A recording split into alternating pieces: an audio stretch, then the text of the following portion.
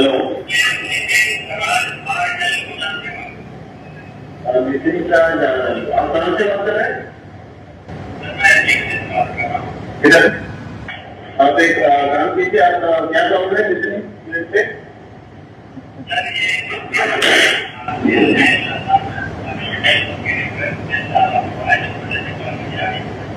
ठीक है ना, मैं क्या पूछ रहा हूँ नितिन दास ने आपके ठीक है, नितिन से लेना के नितिन को फोन करो, समझे?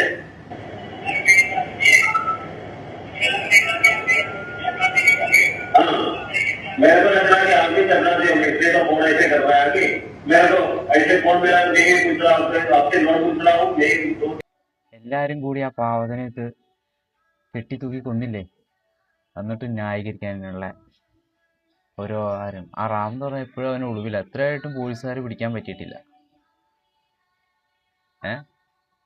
അവർ ഇത്ര കാലമായിട്ട് പിടിക്കാൻ പറ്റില്ല പോലീസ് ആ അധ്യാപകനെ. അയാൾ മുൻ ക്രിമിനൽ പശ്ചാത്തലമുള്ള ആളുമല്ല, എന്നിട്ട് പോലും പിടിക്കാൻ പറ്റിയിട്ടില്ല. നല്ല സ്വാധീനം നൽകുന്നുണ്ട് എല്ലാവർക്കും. നല്ല സ്വാധീനം. അവർക്ക് പാവപ്പെട്ടവരായാലും എന്തും പറയാം. ആ പുള്ളിക്ക് നിറമുള്ളവരെ കാണുമ്പോൾ കലിയ. സത്യം പറഞ്ഞാൽ എനിക്കും 10ാം ക്ലാസ്സിലുണ്ടായിരുന്നു ഒരു സാറുണ്ടായിരുന്നു. അധ്യാപകന്മാർക്കും ഉണ്ട് ചില അധ്യാപകന്മാർ നിറത്തിൻ്റെ പേരിലും, ചിലപ്പോൾ അവൻ പഠിക്കാൻ കുറച്ച് വീക്കായിരിക്കും, അതിൻ്റെ പേരിൽ അവനിട്ട് താഴ്ത്തി കിട്ടുന്ന കുറേ എണ്ണങ്ങളുണ്ട്. പ്രത്യേകിച്ച് എനിക്ക് 10ാം ക്ലാസ്സിൽ ഒരു പ്രിൻസിപ്പളും ഉണ്ട്, മലയാളം സാറും ഉണ്ട്. അത് ഓർക്കുമ്പോൾ തന്നെ എനിക്ക് ഇപ്പോഴും അവർ തന്ന സമ്മാനങ്ങൾ, പ്രത്യേകിച്ച് മലയാളം സാറ് എപ്പോഴും പഠിപ്പിച്ചുകൊണ്ടിരിക്കുന്നുണ്ട്. ഇപ്പോഴും എനിക്ക് ആ ട്രോമ മാറിയിട്ടില്ല. ഇത്ര വർഷങ്ങൾ കഴിഞ്ഞു, എനിക്ക് 30 വയസ്സായി. ഇത്ര വർഷങ്ങൾ കഴിഞ്ഞു. അപ്പോൾ 10ൽ പഠിക്കുമ്പോൾ എത്ര വയസ്സാകും? 20 വയസ്സ്, 25, 22, 23 വയസ്സാണ് 10ൽ പഠിക്കുമ്പോൾ. എങ്ങനെയായി? ഇത്ര വർഷങ്ങൾ കഴിഞ്ഞിട്ട് എനിക്ക് ആ ട്രോമ മാറിയിട്ടില്ല.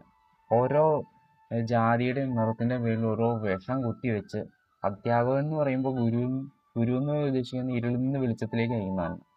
ഇപ്പോഴത്തെ കാലത്ത് ഗുരുക്കന്മാരൊക്കെ ഉണ്ടല്ലോ, വെളിച്ചത്തിൽ നിന്ന് ഇരുട്ടിലേക്കാണ് നയിക്കുന്നത്. അപകർഷതാബോധത്തിൽ അവന് ഡിപ്രഷനിലേക്ക് താഴ്ത്തിവിടുന്ന ഒരു കൂട്ടം, എന്താ പറയുക, നരാധമന്മാർ പഠിപ്പിക്കുന്ന വിദ്യാലയമായി നമ്മളുടെയൊക്കെ പഠിപ്പിക്കുന്ന ഓരോ വിദ്യാലയമായിപ്പോയി.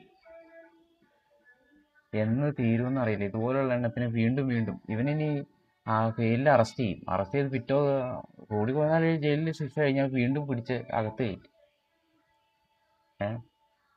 അപ്പോൾ ഇതുപോലുള്ള എത്രയൊക്കെ മായച്ചു കഴിഞ്ഞാൽ സത്യം ഒരു നാൾ തെളിഞ്ഞു വരും.